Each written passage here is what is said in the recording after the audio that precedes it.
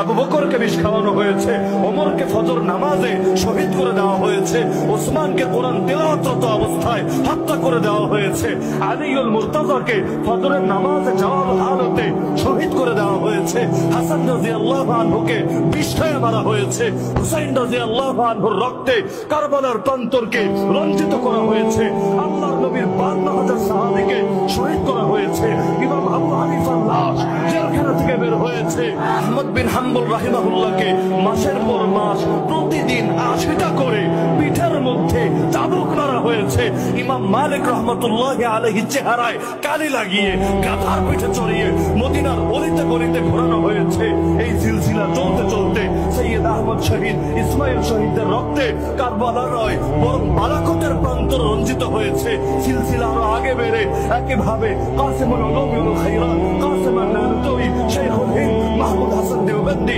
শাইখুল আরবি ওয়াল আজম হুসাইন আহমদ আল মাদানী, শাইখুল তাফসীর আহমদ আলী আল লাহোরী, তাদের রক্তের নজরানা সামনে আসতে আসতে সর্বশেষ আমাদেরও আকাবির এবং অনেক আশিকের রাসূলের রক্তে শাপলার প্রান্তর রঞ্জিত হয়েছে।